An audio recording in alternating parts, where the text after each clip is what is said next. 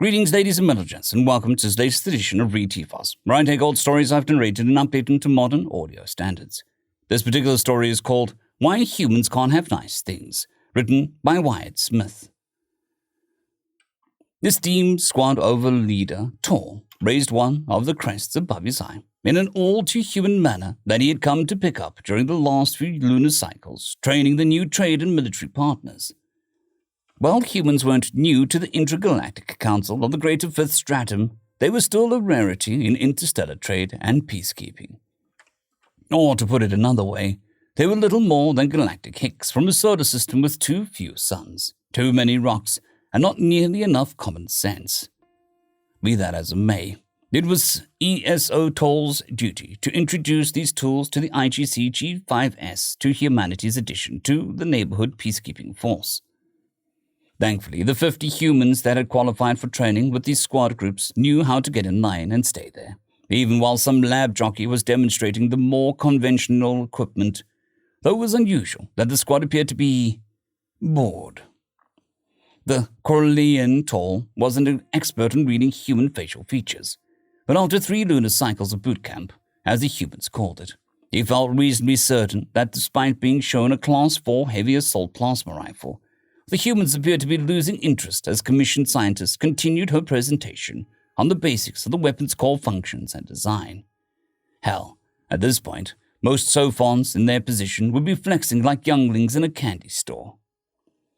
With a grimace, he glanced at the scientist and made a hidden gesture using one of his vestigial insectoid wings, hidden from view behind his back, encouraging the intelligence officer to wrap it up. They had both read the report of what happened when humans got bored, and neither wanted to have to deal with cleaning up whatever mess spontaneously appeared as their inactivity approached critical mass. The scientist and sage, before the assembled human soldiers, set aside the assault plasma rifle on the bench next to her podium and picked up a bulky bag marked with Corellian warning signs. While the right colors were just outside of the human range of color detection, the symbols themselves were sufficient to catch the interest of every person there, the ESO included.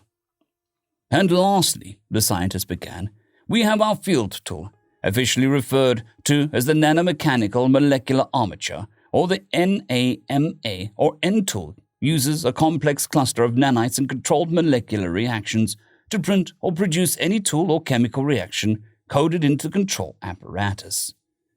The officer reached into the bag and removed a case which she slung over her shoulder, much like a human backpack that rested below her own vestigial wings, and cinched tight across her chest and waist. She then lifted out a metal half-circle band when she placed it on her head, just above her eye crest. Around her wrists, she strapped a pair of thick bands that allowed her 4-fingered hands full range of motion, if a bit tight. Ears so tall, hid his amusement, as the scientists now had the attention of every single human, all of whom became tense when the scientist reached out to grasp the thin air in front of her, only to have her hand close around a small wrench that seemed to materialize from nothing. As you can see, this is perhaps the most useful part of our kit, but unfortunately it comes with a caveat. This is essentially a mobile platform of galactic standard nanofabricator. However, to make it mobile, sacrifices had to be made. In the decision between power and processing, power won out. So it makes use of a radical neuro interface that allows the NAMA to adapt to the user's spatial reasoning and predictive patterning to skip over some of the processing requirements for replication. The scientist dropped the wrench and it dissolved away as she flipped her hand over to reveal the small flame hovering over her now shielded palm, the protective covering having grown from the wristband. Because of this shortcut, only 1 in every few thousand Sophons are actually capable of utilizing the NAMA at any practical level. And even then, it takes dozens of lunar cycles to become adept, maintaining the thought process necessary to properly visualize and execute even the encoded schematics takes training. Although, the truly best can learn to adapt the encoded specs without modification to an underlying codebase. For example, she closed her eyes, and a look of strain slowly appeared on her face, visible even to the humans before her that had only just come to understand the basics of Corellian physiology. After a pregnant pause, the flame in her palm slowly shifted in color spectrum from orange to red, then pure blue, denoting the now pure combustion occurring on her outstretched hand. After opening her eyes to confirm the shift, she let the flame go out, then her body reflexively sagged in relief, belying the mental toll initiating such a reaction took. The humans didn't move from parade rest, but Toll could read them like an open book. Now they were excited. It was a shame, though, that with the numbers posted here, that each training facility they wouldn't likely find an individual capable of utilizing the end tool to any appreciable level. But that would be for a later day. For now, they needed to get up to speed in the practical. Half a lunar cycle later. ESO Toll sat at his desk tapping away at the digital screen in front of him, completing the last of the personal profiles on his human squad. All told, everything went surprisingly normal. Despite some of the human horror stories that they were shared over the Gullnet, everything was routine. True, their range scores were statistically better than his normal trainees by a decent margin, but everything else was at around the galactic average. Combined with the commendable discipline they had when they arrived, he was preparing to recommend that humans be adopted at all IGC G5S training facilities. Toll allowed himself a small moment of chagrin, remembering his earlier reservations about the assignment. But now that training was all but done, he was looking forward to the next batch of human recruits, especially if they were as easy to handle as the first. It was during this moment of severe contemplation that the door to his team squad overleader's office slammed open with a metal thud. Standing in the doorway was a young junior squad leader, whose normally pale purple complexion was an almost vibrant blue. While he was gasping for breath, Toll stood, setting aside the profiles for later. "Report, soldier." The young Corleone nodded and straightened up to attention. "Yes, SO, sir. Direct command from IGC. Humans are to be denied access to all NAMA units until further notice." Toll furrowed his eyes crests, and his wings flexed in irritation as he said, "Did command provide any additional information?" The junior squad leader quickly stepped forward, placing the data jet into Toll's hand. "Yes, sir. However, it's been classified for your eyes only, sir." Toll waved a dismissal at the junior squad leader and turned back to his desk. Not allowed access to end tools, he thought. His own face grew blue as he realized why he was up here filling out personal profiles instead of down in the training grounds. Even as he bolted for the door, he cursed his native thought of doing paperwork would be a better use of his time than watching Sophons blindly waving their hands around, doing nothing. And while no ESO would ever be caught running, he still walked fast enough that he hoped that he could catch the humans in time before they began the end-tool training. Whatever ESO Toll had been expecting upon arriving at the training grounds certainly hadn't been what he was currently watching. The scientist had first demonstrated the end tool stood next to him with a horrified look on her face. She was so blue, he was certain that she was going to wind up being stuck like that. As for the humans... "That's, laughter, isn't it, Overleader?" asked the scientist quietly. Toll nodded slowly. "Yes, it is. Can you please explain to me what I'm looking at here?" The scientist fluttered her small wings and took a deep breath to calm herself. "Well, we did the usual practice with the simulators, letting the humans establish an understanding of how the NAMA should react if they're a positive match for the interface. They all performed surprisingly well, but then that's how the simulation is supposed to work. Then we set them up out here and brought out a few of the end tools to speed up testing. What you're looking at is, well..." Toll parked an eye crest on the still all-too-familiar human expression as the human launched himself into the air, assisted by some sort of chemical propellant being ignited from a case on his pack. Two more humans were demonstrating close-quarters combat with metallic weapons that flashed in and out of existence, sparking against each other as they sought to outmaneuver each other in weapon choice. A fourth human was launching flares into the sky that exploded with glittering rainbow of colors to the amusement of the other humans around her. And the last human was apparently poking at the dirt off to the side. "These are not standard issue encodings, I presume?" Toll's question was more of a statement, but the scientist chose to reply all the same. "No, sir. Our best guess is somehow the human physiology is hyper-compatible with the NAMA neurointerface. All Sophons have an extraordinary level of spatial reasoning and pattern recognition compared to most life. They have to for tool use amongst other reasons.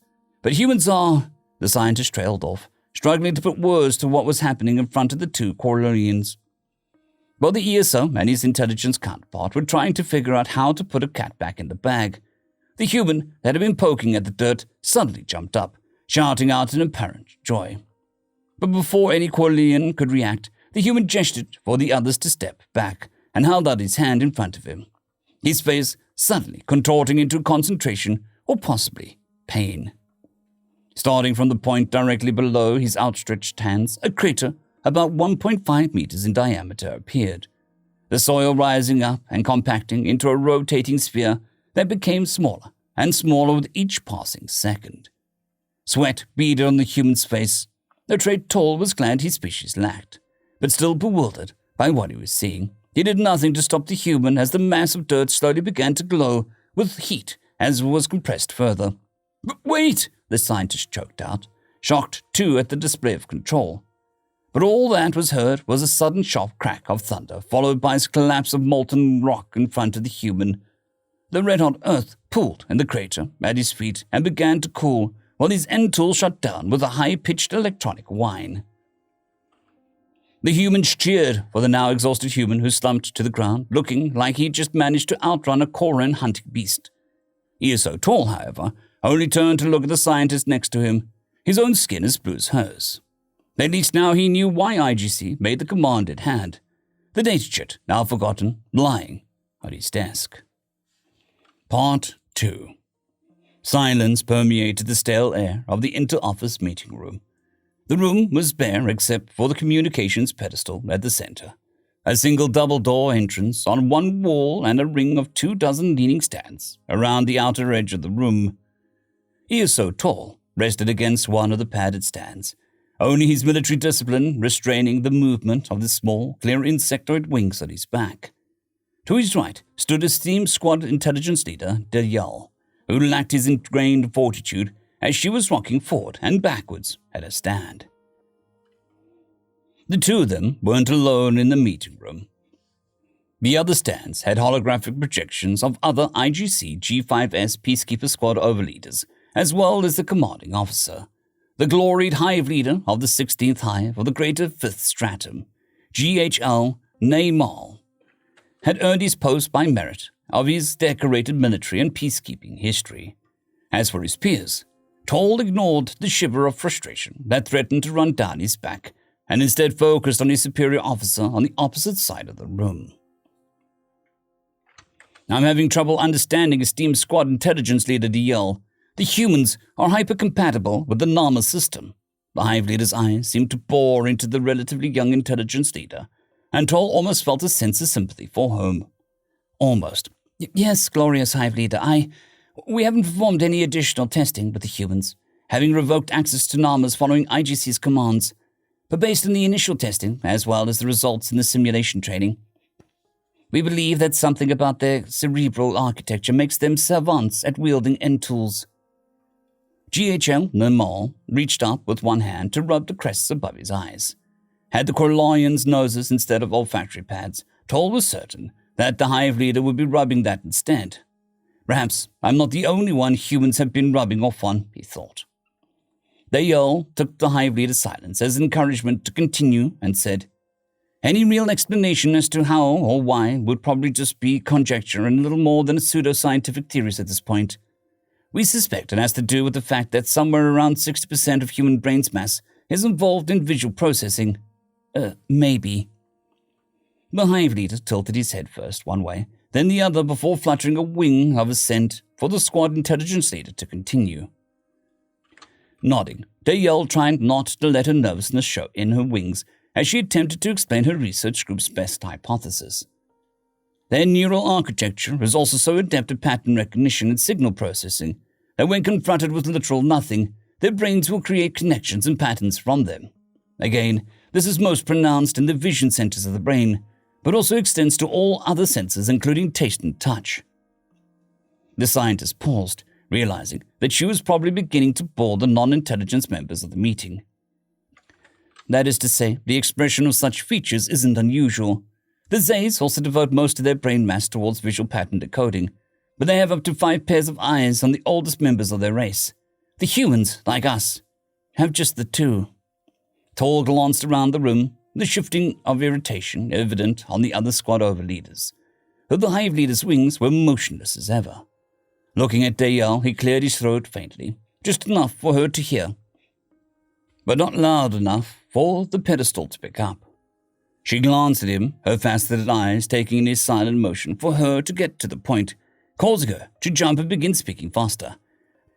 Right, so the human brain is already poised to accept any and all sensory input and pattern it into appropriate signals, thoughts, and ideas.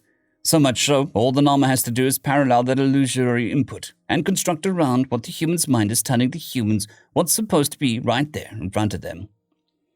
Normally, the end tool projects an encoded model into the wielder's sensory areas of the brain, then lets the Sopon's mind fill in the rest of the model with the necessary information to produce it using the Nama's hardware. The humans don't need this step. Despite attempts at the contrary, Tall and Dayal could easily hear the muttering of the squad overleaders around them, holding quick conferences with unseen members of their leadership teams. The hive leader, for his part, remained silent as he slowly digested the intelligence officer's report. After a few moments, the room quieted down, and one of the other squad overleaders spoke up as his eyes crests furrowed briefly in confusion.